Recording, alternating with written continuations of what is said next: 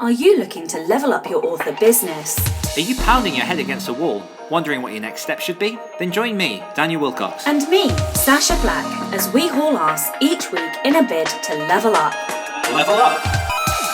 Come along for the ride as we delve deep into the business of writing, Craft, entrepreneurship, and every level of the author journey.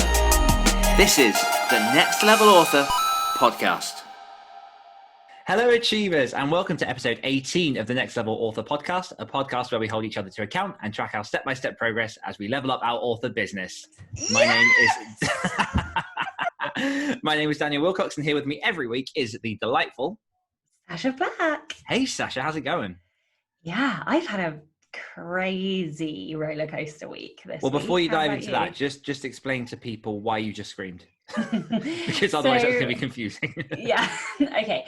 So before we came on the show, I asked Dan if he knew our intro off by heart yet, because I was sort of running it through my head a few times, and I was like, oh, I think I just about know it. However, I would have left out the episode number, so you got one up on me. Well done, sunshine.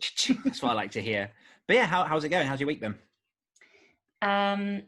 All over the place. So I had a really grumpy Monday. I was poisonous. I don't know why. I just was.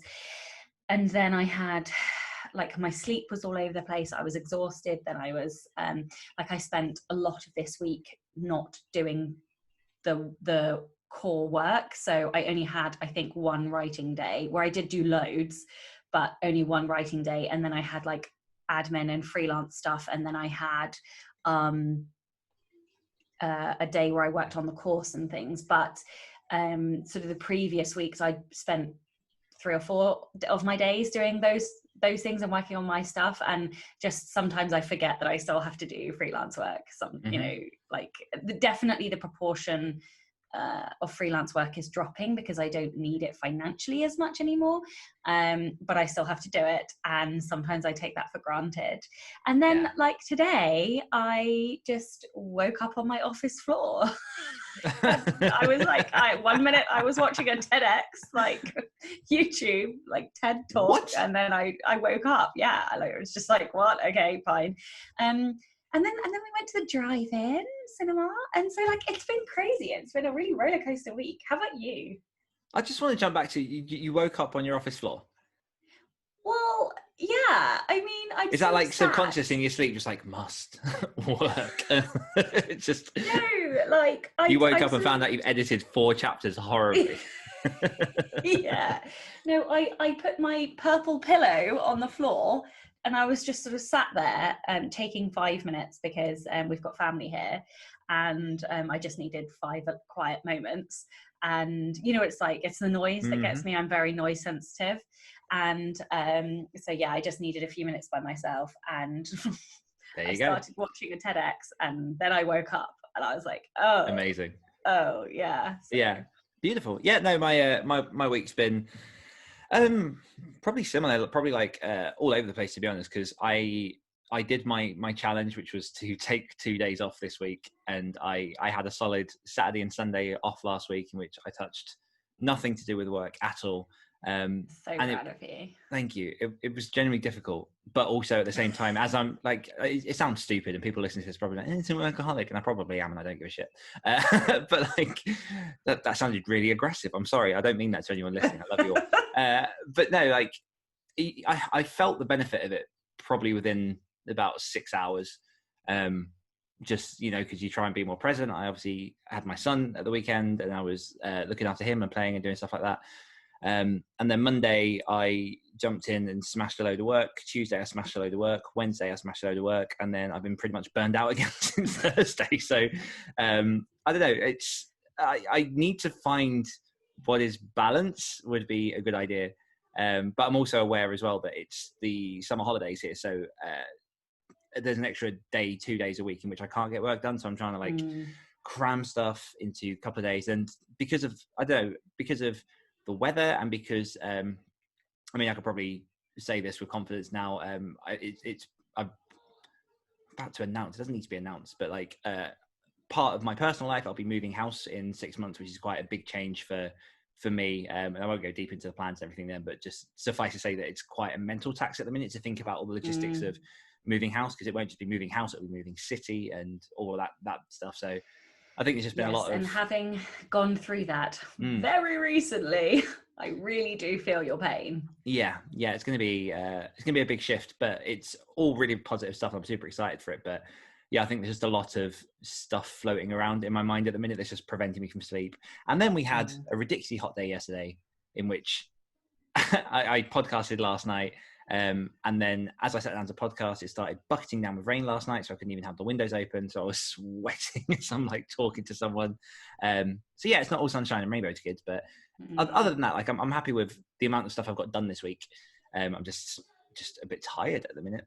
And I'm, excuse me, I'm excited for you to move, because even if it, however long it will be for, I'm excited for you to move, because it means you'll be closer to me, and so that's good for this podcast. Oh yes. Speaking of, we are seeing each other in 2 days time, 3 days time, 2 days time. I don't know. It's, what day is it today? Saturday, Sunday, Monday. So 2.5 days. Yeah. Yes. Well, no, like less than 2.5 now. Which is super exciting. I know. I wonder if it'll be different, like the dynamic being in person. Yeah, well, that's what I'm nervous about, I think. Because, if I want to, I can just close the lid of the laptop and you're gone. But, like, when we do this in person, I can't just, like, pick you up and put you outside. Yeah, like, I've had enough now, Sacha. Fuck off. It'll be fine. But weekly confessional, have you done the thing that you said you were going to do? And did you do it well? As usual, I can't remember what I said I was going to do, but I'm going to assume it was Trey and the pros course. Yes. So Trey, I am now up to, I think it is like 64.98%, so 65% complete. And I think last week I was up to 50%. So I've done 15%, which is less than what I wanted to do. I probably naively assumed that, I've done the first 50% in a week, I'm going to do the second 50% in a week. You fucking idiot. Of course you're not. However, of the stuff that I did this week, I actually completed the chapter. So there was one chapter that broke the book, and so I have completely restructured it, redrafted it, and I'm doing it in a very different, I've so found my process again, which is, as we talked about last week. So yeah, everything's going faster and flowing. It's just that I need to prioritize it over everything else. And then on the course, I had a bit of a meltdown over it this week because it's just so much bigger than I wanted it to be, and I just can't seem to control it. But I worked on some of the resources. So there's like 9 documents that will go with it. So I worked on some of those. I worked on the intro slides. So I'll do like a, sort of a few minute intro video, and also the outro slides. I don't think I finished the outro. I think I've got a couple of slides left on that, but I did most of them. And then I think I worked on one of the modules as well, which was show or the senses. I think it was an introduction to the senses. And I can't remember if it was last week or this week, but anyway, I've got it all sorted. So I know, like, I've got 25 modules, 9 documents, 6 bonus videos, and then a freebie, which if I've got time to, I will also do as like a freebie module. Nice. It sounds like it's going to be a good experience for the consumer if it's getting bigger and bigger and offering more. Yeah.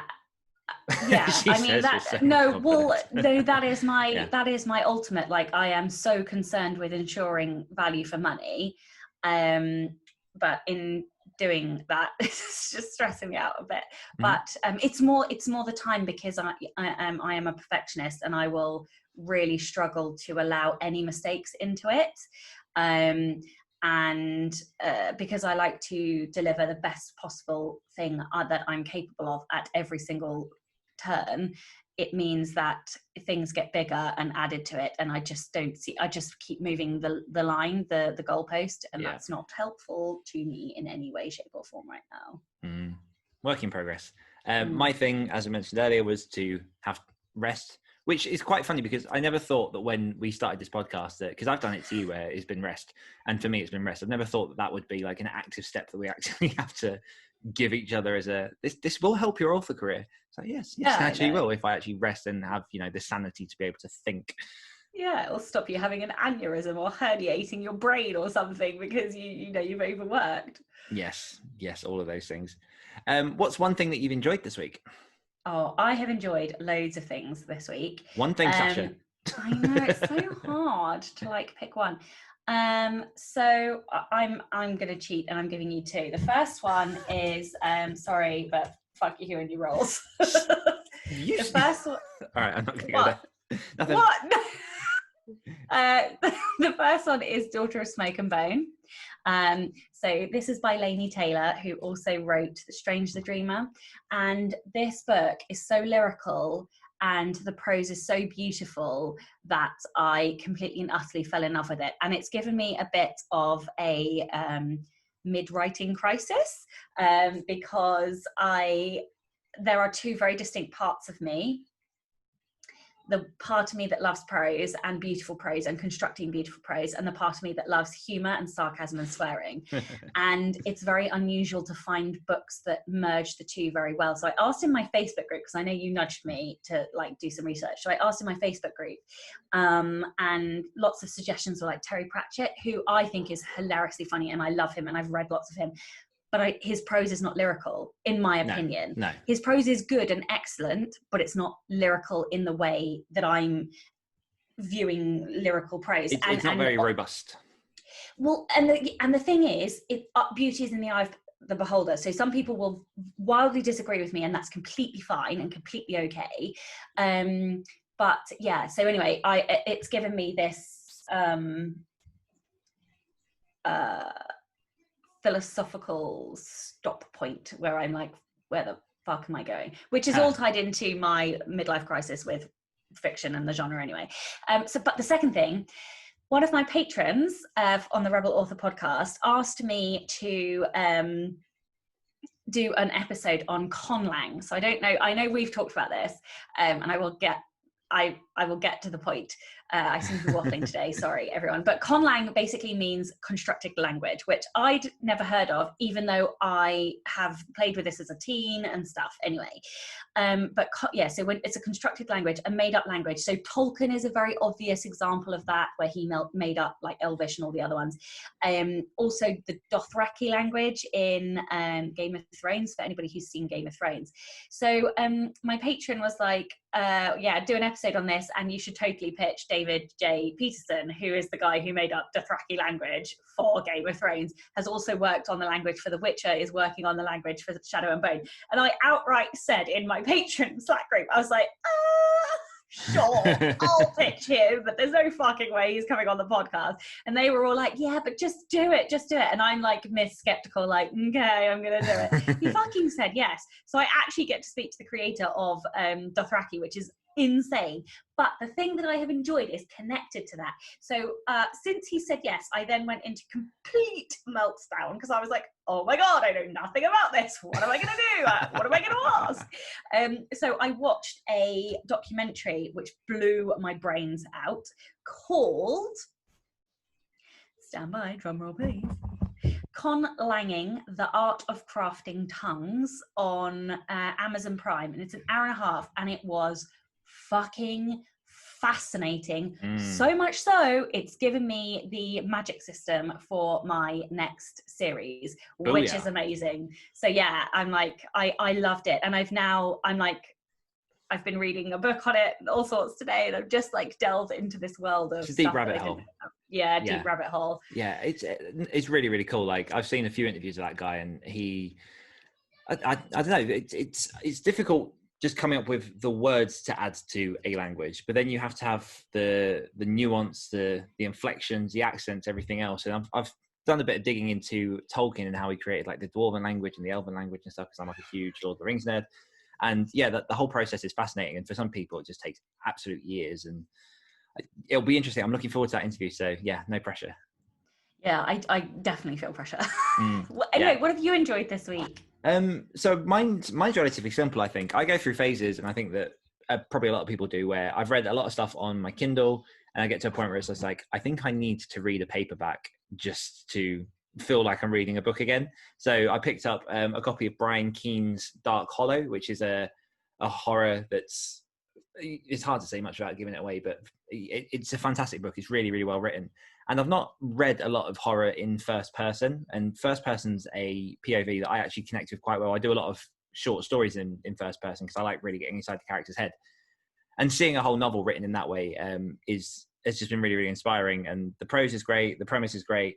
But yeah, just pulling it back to its roots, the actual art of just sitting with a nice paperback it's just refreshing, and sometimes it just really like gets the cogs whirring again and gets me inspired, because I think it loses something when you're reading your story on a Kindle as opposed to when you're actually like reading through the pages. And I don't know, that might just be me, I try to avoid the Kindle at all costs. I do have a Kindle and I do read on the Kindle, but I mean, that's why I have a ridiculous sized bookcase behind me, because I am so in love with paperbacks, and I actually also hate hardbacks.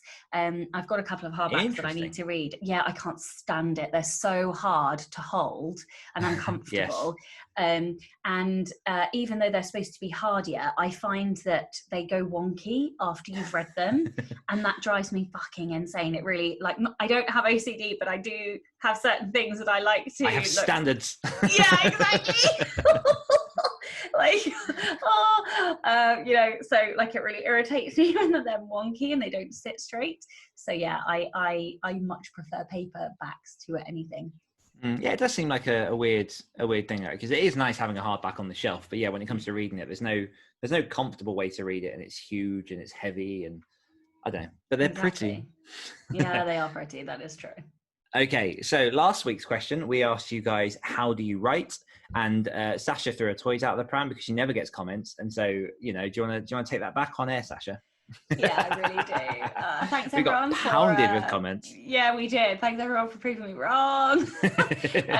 So we had so many that I probably won't be able to go through all of them, but I will just read sort of a brief summary of some of them. So Chris Kane said, beginnings used to be my jam until I started finishing things. Then they became so difficult because of how important they are, the better understanding I have of where I'm going with it.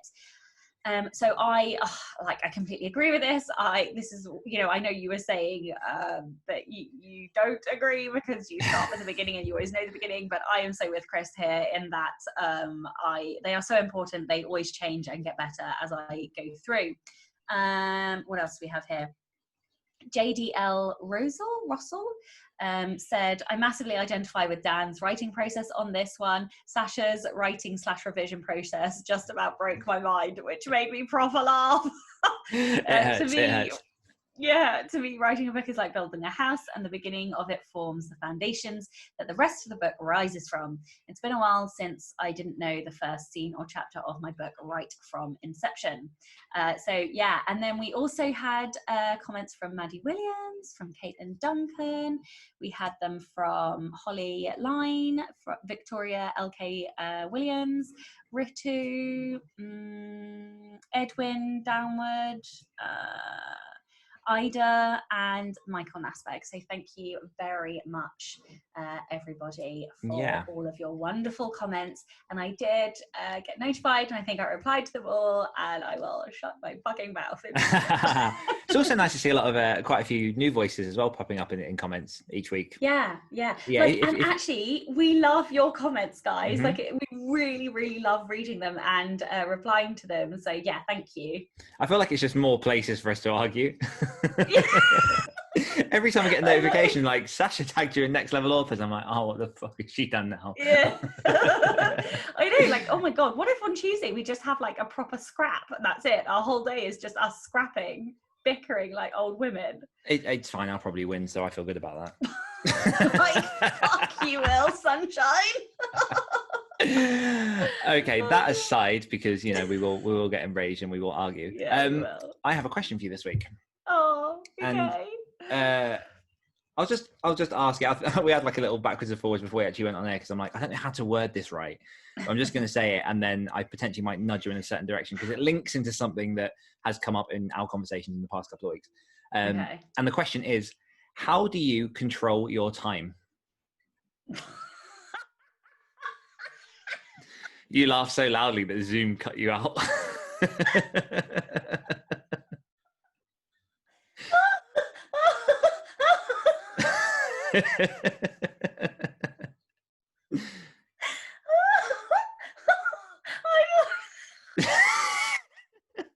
Okay, this is not the reaction I was Fucking expecting.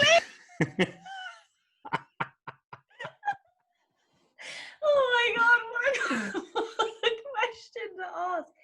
So, all Really right. bad. Potentially reframe this into a position in which you haven't gone through all the batshit crazy stuff you've done over the last couple of months. In like a dream world, when you are on your game, quote, how do you control your time? How do I control it, Mm-hmm. or how do I fill it? How do I control it? How do I control my time? Sorry, I'm just like, wow, this is a question. I might be stumped here. This is good. Yeah, this is wow. I mean, So, do you want me to give you a bit of thinking time? I'm going to start talking. I'm trying to Okay. start talking. The problem is I'm going in so many different directions. So part of me is like, I really feel like time is a construct that we have created, and sometimes time is fluid. So like there are some days where I am like, I am on deadline and I don't give a shit what it takes, but I will get X done, which on any other day is completely like humanly impossible for me to get done. And the day will slow down. Like I can't, the day slows and stretches in order for me to get that stuff done, right? And I can't explain it, and it's not necessarily that I'm more focused. I mean, obviously I must be more focused, but it genuinely feels like a lengthening of a day. And then there are other days where I'm like, I need to get X, Y, and Z done, or whatever. And the day, and I literally look up and it's fucking like, 2:50 and I have to leave the house in 3 minutes.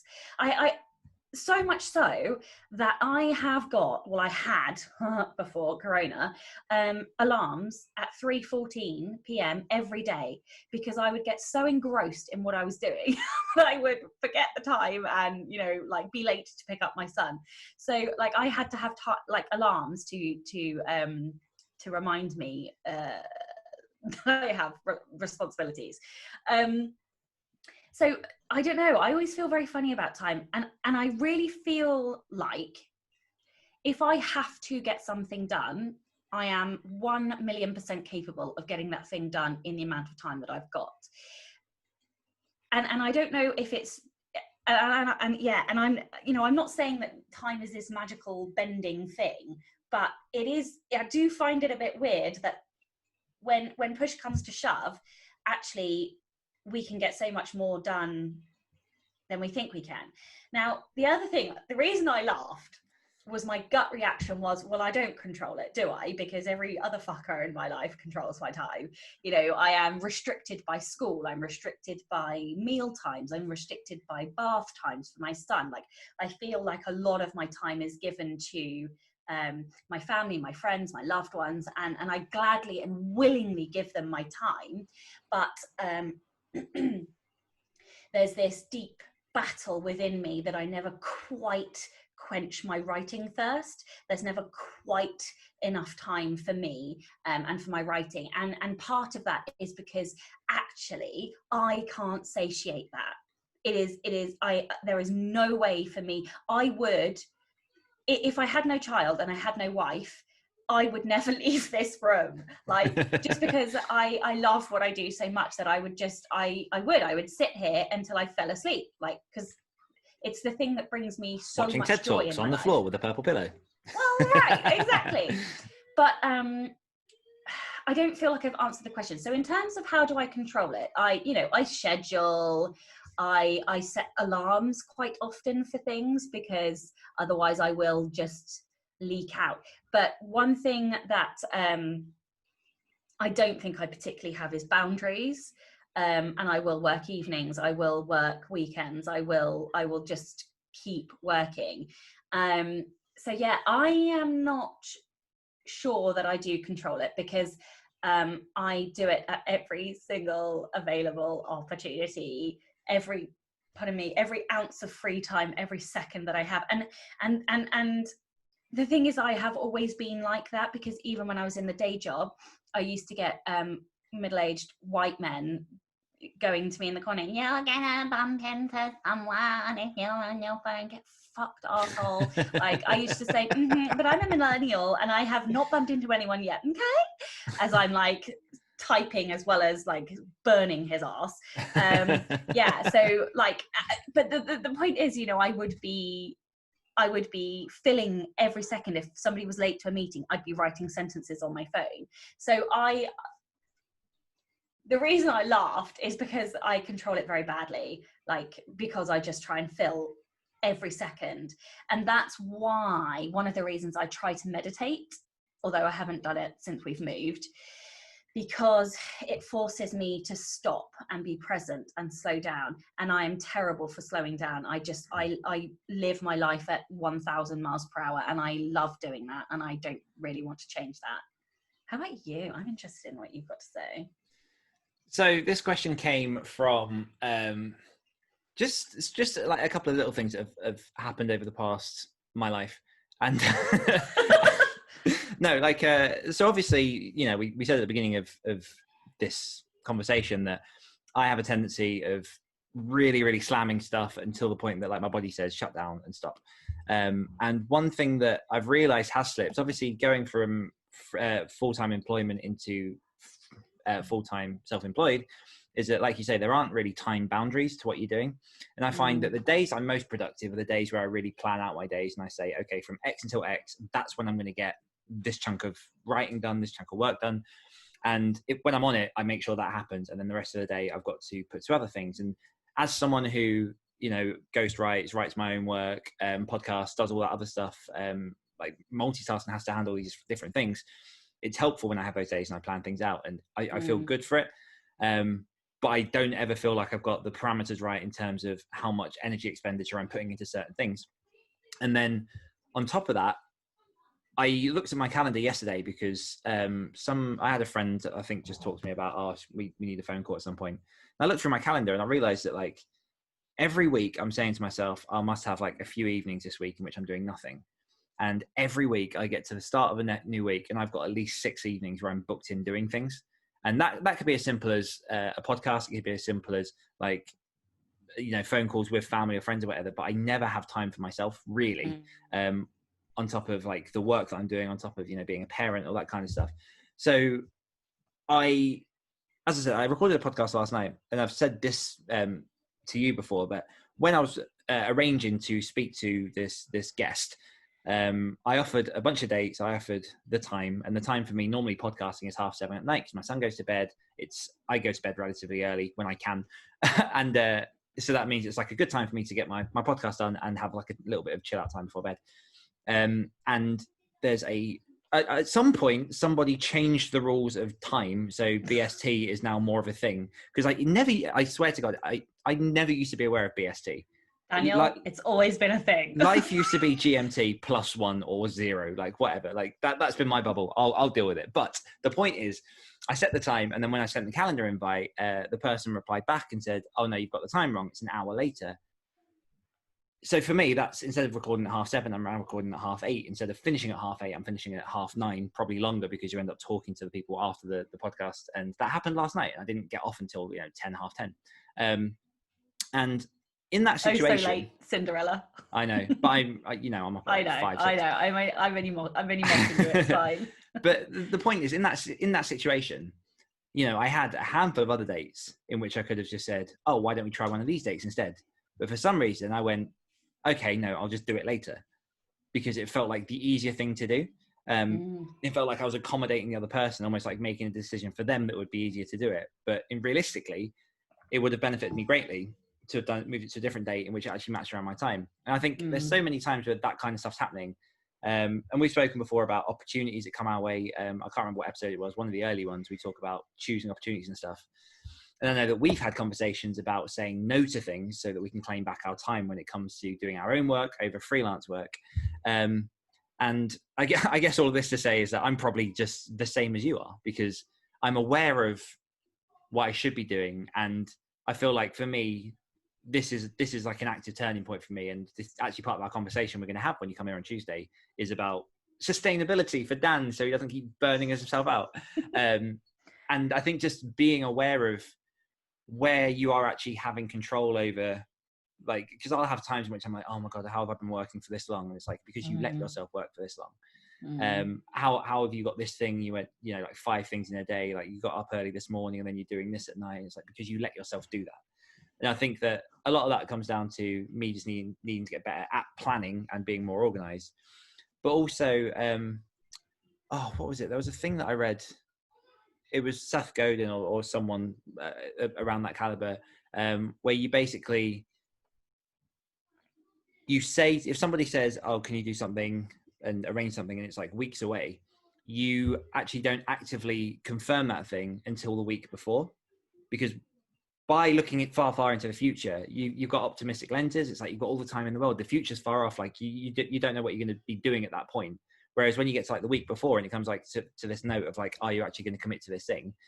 Then you're in a different frame of mind to where you are 3-4 months previous, if that makes sense. That would drive me absolutely fucking insane. It's not like a principle to live by, but it's like the concept is, I think, interesting. Yeah, I couldn't handle that because I like to have things in concrete. And also it would really annoy me if people started to pull out and, cancel things a week before, because then I could have arranged something else to go in that time slot. And quite often people in our industry, like to have things booked further in advance. I love the principle, but I don't think I could. To be fair, the guy that's recommended it wasn't Seth Godin. I'm trying Ray. No, it wasn't Ray Dalio. Was he anyway, like a single middle-aged male? Like with he's a very, very rich, very influential, very powerful person that has control of their time because people will bend over backwards to see him. Exactly. So yeah, but I think a lot of I was really interested in what you were saying about. I think we both really struggle to say no, and we both try to accommodate other people quite a lot. And yeah, we should talk about that further, because I definitely think that's part of our issue. Yeah, definitely. One other branch that I've definitely found recently is I keep in touch with quite a lot of friends, and what a horrible problem to have, Dan. But you're so popular. Oh, poor you. Yeah. I have no friends. No. You're so lucky that I've got the time for you. But no, this is the thing. The only reason this podcast happened is because neither of us could say no to each other. Like, we don't actually want it. No, it's just circumstance. But no, so the point there is that I have a few friends who are what's the word? They always send. They don't ever send short messages. They send fucking essays. Which means that I'll send a quick, hey, how are you? Or whatever. And I'll get back this like huge scrolling reply.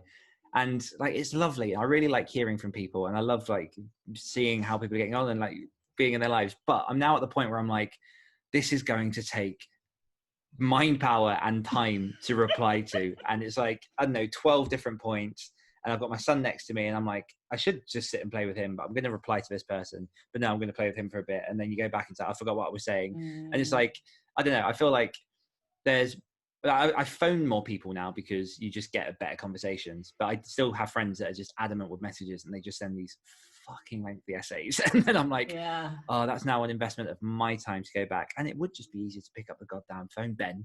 It's not. Yeah, but like, I don't like talking on the phone, so I can. My wife is a talker on the phone. I don't know if I've ever told you this, but once we looked at our phone bills, and she had over 1,100 minutes of used talk time in a month, and I had like 108 minutes or something, and like most of those were work phone calls because I just don't call people. I hate talking on the phone. Yeah, like, I don't know, like podcasting is all of my phone time. I am one of those annoying text people, I think. Yeah. But what a problem for you to have so many friends. Like, are they all writing friends or your friends? Like, no. Yeah, so I think most of my friends are writing friends now. Well, so I had this in my previous relationship, my ex-partner used to basically she found me odd because of the amount of people I kept up with. And even if it's just like in passing, like, hi, blah, blah, blah, blah. But I don't know, there's just like a part of me that likes to most boys I know, and this is a huge sexist sweeping generalization, so I'm sorry to the male listeners. No, but like most of the boys I have encountered in my life find that a harder exercise to keep in contact. Like most of the that's not to say that they don't. There are always exceptions, of course.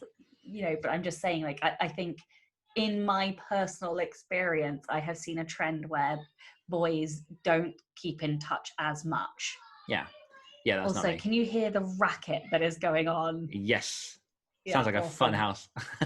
Yeah. It's fine. But yeah, it's I can see why some people basically have like a group of 5 friends and that's it. That's just never been me because I've moved around a lot, so I've kept in touch with a lot of people. But I might start shrinking my circle for my own sanity. I'm at that point, I think. Like, it sounds horrible.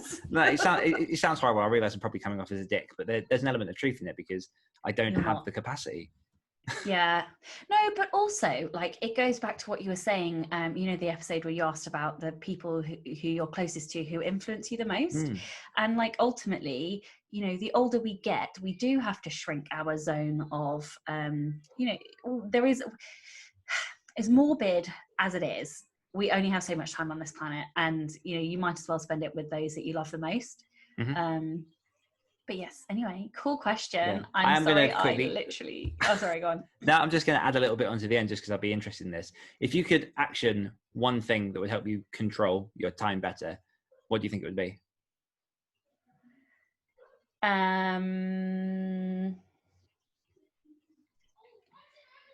Mine is befriending my calendar, as opposed to using it as a dumping ground for appointments. I think there's 2 things. One is to actually get my son back in a school, but that is slightly out of my control and probably not the thing that you're looking for.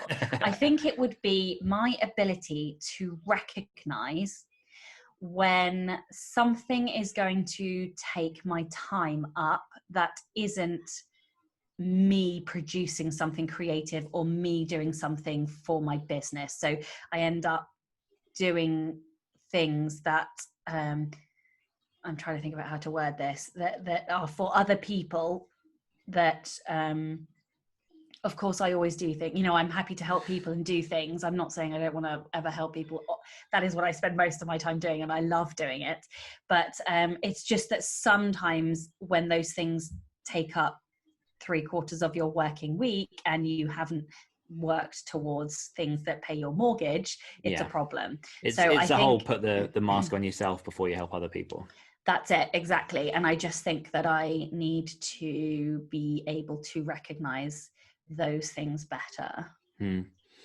Yeah, awesome. Okay, so we are asking you guys the question that is I've already lost the wording. There we go. How do you control your time? Yeah. And send those over on all the social platforms where we are. And Sacha, how are we going to level up our author business? Well, so I don't think we should have a thing because we're recording in 2 days' time. Yeah. And so I think it's completely, although this is, I know everybody's going to, like, it's going to be a week between them hearing it. It's only 2 days for us and it's the weekend. And what are we realistically going to get done? I'm going to prep the things that I want to cover. On Tuesday? Yeah. Okay. I will for Tuesday. Also do that then. I will also do that. Yeah. Also, I forgot to mention at the beginning that I did also successfully launch When Winter Comes episode 3 last week and finished my 3 episodes in 4 weeks challenge. You madman. Yeah. I'm so proud of you. Well done. Thank you, buddy. Yes. Now I'll put the pre-order up for book 4 and I'm going to work towards that in September. So. Hell yes. It's going well, but once the whole thing's wrapped up, I'll probably do like some sharing of numbers and whatnot. And yeah. Wicked. Okay. Awesome. Well, thanks everyone for joining us. And Sacha, I will see you Tuesday. I will see you next Tuesday. Sorry, I couldn't help it. See ya. Bye. Hungry for more? If you enjoyed this podcast, you can hear more of my angelic accent and Dan's dulcet tones on our other podcasts. For more of me, check out the Great Writers Share podcast.